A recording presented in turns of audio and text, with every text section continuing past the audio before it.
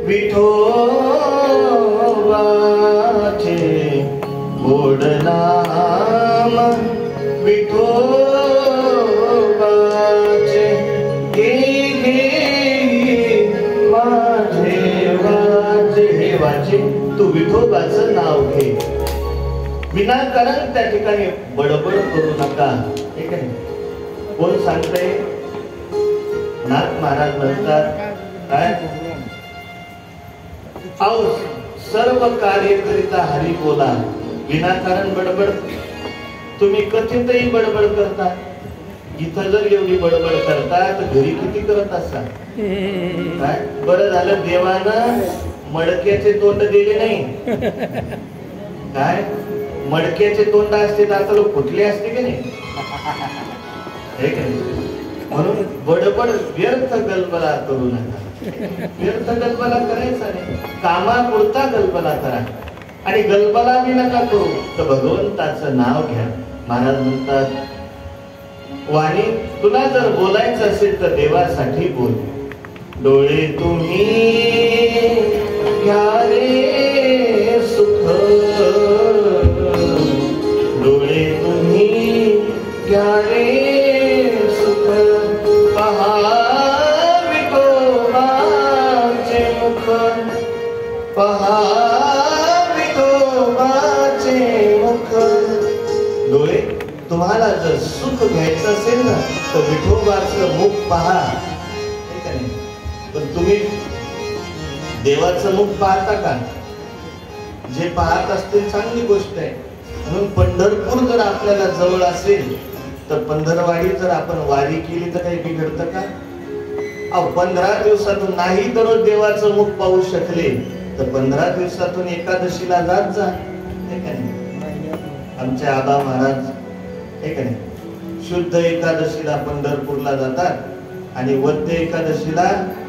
आळंदीला जातात कारण वारी चुकली नाही पाहिजे लोकांना पाहण्यापेक्षा देवाला पाहणं किती चांगलं आहे आणि देवानं जर डोळे दिले नसते तर मग कोणाला पाहायला गेलं असतं मग पाहायचं असेल तर महाराज म्हणतात की डोळ्यांना तुम्ही देवाच्या रूपाला पहा पांडुरंगाला पहा तुम्ही ऐका रे कान माझ्या विठोबाचे गुण माझ्या विठोबाचेच गुण ऐका इतरत्र काही ऐकू नका ऐकणे मन तेथे धावती नाही विठोबाचे पाय ही जे हा जो सर्व भाव आहे तर हा भाव गोपी भाव आहे की सर्व इंद्रियाचा विषय हा भगवंत करणे आणि ज्यांच्या इंद्रियाचा विषय भगवंत झाला तर ते गोपी आहेत म्हणून समजा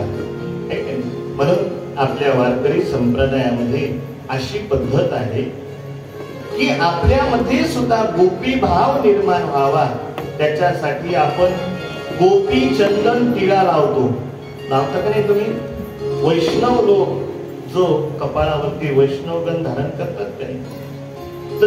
ती जी गंध गोळी असते तर ही गोपींनी वृंदावनामध्ये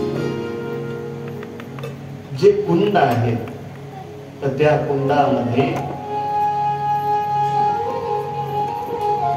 गोपींच्या चरणाची रज ज्या कुंडामध्ये जो गाळ आहे म्हणून वृंदावनामध्ये जर कधी गेले तर तिथे तुम्हाला स्वतंत्र गंध लावण्याची गरज नाही त्या वृंदावनातील कोणतीही माती तुम्ही जर उचलली आणि कपाळाला लावली तर ती त्या ठिकाणी गोपिकांची भगवंताची रज म्हणून वैष्णव धारण करतात आणि म्हणून अशा त्या गोपी एक दिवस भगवान श्री कृष्णाने